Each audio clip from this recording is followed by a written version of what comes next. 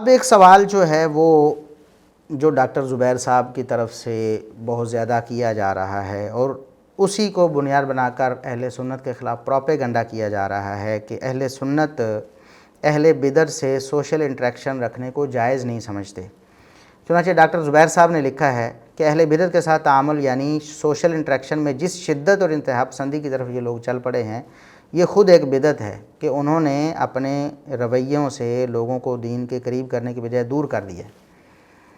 ان کے کہنے کا مقصد یہ ہے کہ یہ جو سلفی لوگ ہیں یہ سوشل انٹریکشن کے خلاف ہیں، یہ تو بدعتیوں سے ملنا اور ان سے بات کرنا جائز نہیں سمجھتے، تو ان کو دعوت کیسے دیں گے؟ ظاہر ہے جب ان کے ساتھ بیٹھنا ہی گوارہ نہیں کریں گے تو ان کو دعوت کیسے دیں گے؟ جب دعوت نہیں دیں گے تو دین سے وہ لوگ دور ہو جائیں گے۔ سب سے پہلے تو یہ دیکھنا ہے کہ سوشل انٹریکشن ہے کیا جو دعوت کے لیے ضروری ہے۔ یعنی سوشل انٹریکشن کی بات ہے نا کہ وہ دعوت کے لیے ضروری ہے، تو وہ سوشل انٹریکشن کیا ہے؟ اگر تو بدعت سے نفرت ختم کر کے اہل بدعت سے پیار کی پینگیں بڑھانے کو سوشل انٹریکشن کہتے ہیں تو یہ انتہائی فضول سوچ ہے۔ کیا دعوت صرف مسلمانوں کو، یہ ہمارا سوال ہے ڈاکٹر زبیر صاحب سے، کہ دعوت صرف مسلمانوں کو دی جاتی ہے؟ کیا کافروں کو دعوت نہیں دی جاتی یا نہیں دی جانی چاہیے؟ اور ڈاکٹر زبیر صاحب کیا سمجھتے ہیں کہ اگر کفار ہمارے ارد گرد ہوں تو ڈاکٹر زبیر صاحب انہیں دعوت نہیں دیں گے؟ یقیناً وہ کہیں گے کہ دعوت دینا ہے اور سوشل انٹریکشن ان سے بھی ضروری ہے۔ تو وہ سوشل انٹریکشن کیسا ہوگا؟ کیا وہ پیار محبت کر کے ہوگا، ان کے عقائد کی پروموشن کر کے ہوگا، ان سے محبت کی پینگیں بڑھا کر ہوگا، یہ کس طرح ہوگا؟ ہمارے پاس نبی کریم صلی اللہ علیہ وسلم کا اسوہ موجود ہے اور اسلاف امت نے اپنی کتابوں میں حدیث سے استدلال کر کے اس پر عمل کیا ہے کہ کسی سے اس کی برائی کی وجہ سے نفرت رکھی ہے اور اسے اچھا نہیں سمجھا، لیکن مصلحت کے تحت اس سے سوشل انٹریکشن رکھا ہے۔ لیکن وہ سوشل انٹریکشن کیسا تھا؟ سیدہ عائشہ رضی اللہ عنہا بیان کرتی ہے، صحیح بخاری میں 6032 نمبر حدیث موجود ہے کہ ایک شخص نے نبی کریم صلی اللہ علیہ وسلم سے اجازت مانگی، آپ کے پاس آنا چاہا، دور سے آپ نے اسے دیکھا تو آپ نے فرمایا کہ برا شخص ہے۔ جب وہ قریب آیا، آپ کے پاس بیٹھ گیا تو آپ نے اچھے طریقے سے اس کی بات سنی اور اچھے طریقے سے جواب دیا، چہرہ مبارک یعنی مسکرا کر اس سے ملے اور اس کی باتوں کا اچھا جواب دیا۔ جب وہ چلا گیا تو سیدہ عائشہ رضی اللہ عنہا نے پوچھا، اللہ کے رسول یہ کیا ہوا؟ جب وہ دور تھا تو آپ نے کہا برا شخص ہے، جب آپ کے پاس آیا تو آپ نے بڑے اچھے طریقے سے اس سے بات کی ہے، مسکرا کر آپ اس سے ملے ہیں۔ تو آپ صلی اللہ علیہ وسلم نے فرمایا، یا عائشہ متی عاہدتنی فحاشا، عائشہ آپ نے مجھے بد اخلاق کب پایا ہے؟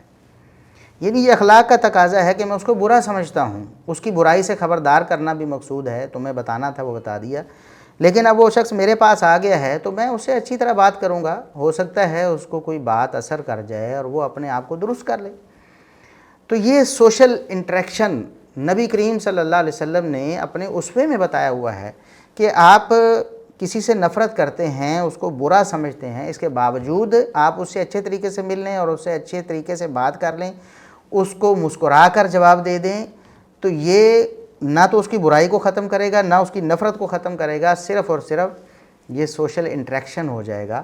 یہی ضروری ہے نا دعوت کے لیے۔ تو کیا مسئلہ ہے؟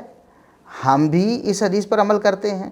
اب میں آپ کو ائمہ دین کی بات بتاتا ہوں، امام ابن ملقن رحمہ اللہ تعالیٰ، جنہوں نے صحیح بخاری کی شرح بھی لکھی ہے، انہوں نے اس حدیث کے تحت لکھا ہے کہ وفیہ جواز مصانعۃ الفاسق، اس میں کسی فاسق فاجر شخص کے ساتھ اچھے طریقے سے بات چیت کرنے کا جواز معلوم ہوتا ہے اور اس سے نرم بات کرنے کا جواز معلوم ہوتا ہے تاکہ اس کو کوئی فائدہ ہو جائے یا اس سے ہمیں کوئی فائدہ ہو جائے۔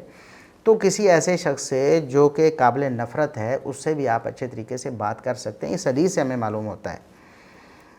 اب اگر یہ سمجھ لیا جائے کہ اہل بدعت کے بارے میں ایسے اقوال پر عمل سے سوشل انٹریکشن ختم ہو کر دعوت رک جاتی ہے، تو پھر سوال پیدا ہوتا ہے کہ کیا اسلاف امت نے دعوت ترک کر دی تھی؟ کیا عبداللہ بن عمر، عبداللہ بن عباس، عبداللہ بن مسعود اور دیگر تابعین اور امام اہل سنت امام احمد بن حنبل رحمۃ اللہ علیہ اور دیگر اسلاف ہمارے، کیا امام حسن بصری یا دیگر جو ہیں، کیا وہ اہل بدعت سے کو دعوت نہیں دیتے تھے؟ تو انہوں نے کیا سوشل انٹریکشن ختم کر دیا تھا؟ پھر 1400 سال دعوت کیسے چلتی رہی؟ کیسے دین کی دعوت لوگوں کو چلتی رہی، ان تک پہنچتی رہی؟ اسی لیے کہ سوشل انٹریکشن تھا، لیکن سوشل انٹریکشن کیسا تھا؟ تمام شرعی اصولوں کو مد نظر رکھ کر سوشل انٹریکشن کیا جا سکتا ہے۔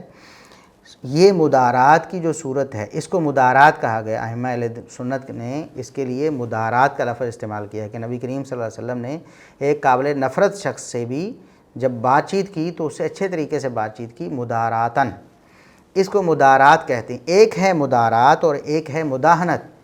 کہیں مدارات کرتے کرتے آپ مداہنت میں نہ چلے جائیں، اس چیز کا خاص خیال رکھنا ہے، اور یہ بات ہمیں ائمہ اہل سنت نے بتائی، جیسا کہ ہم آگے ذکر کریں گے کہ مدارات اور مداہنت میں فرق کرنا ہے۔ ایسا نہ ہو کہ آپ مدارات کرتے کرتے مداہنت میں چلے جائیں، جیسا کہ بعض مسلمان اہل بدعت سے تعلق بڑھاتے ہوئے شرعی جو اصول ہیں ان پر کمپرومائز شروع کر دیتے ہیں۔ نبی کریم صلی اللہ علیہ وسلم نے منافقین مدینہ سے بھی سوشل انٹریکشن رکھا تھا، لیکن اس بنا پر آپ منافقین سے دلی محبت رکھنے کا جواز ثابت نہیں کر سکتے۔ لہٰذا بعض لوگ بار بار یہ اعتراض کر رہے ہیں، جی دیکھیں اہل سنت کے علماء جو ہیں وہ اہل بدعت سے ملاقاتیں کر لیتے ہیں یا بعض مشترکات میں اکٹھے ہو کر بیٹھ جاتے ہیں، تو آپ اس طرح کے اقوال پیش کرتے ہیں کہ اہل بدعت سے دوری اختیار کرنی چاہیے، اہل بدعت سے نفرت رکھنی چاہیے، وہ تو ملاقاتیں کر رہے ہیں اور وہ ان کے ساتھ مل کے بیٹھے ہوئے ہیں جی فلاں فلاں موقع پہ۔ تو نبی کریم صلی اللہ علیہ وسلم نے بھی مدینہ کی حفاظت کے لیے یہودیوں سے معاہدہ کر لیا، ان کے ساتھ بیٹھے، اور پھر نبی کریم صلی اللہ علیہ وسلم نے کفار مکہ سے بھی معاہدہ کر لیا صلح حدیبیہ کے موقع پر، لیکن کیا نبی کریم صلی اللہ علیہ وسلم نے ان کی عزت و تکریم بھی کر دی، یا آپ نے ان کے مشن کو سپورٹ کر دیا، یا پھر آپ نے ان کی پروموشن کر دی؟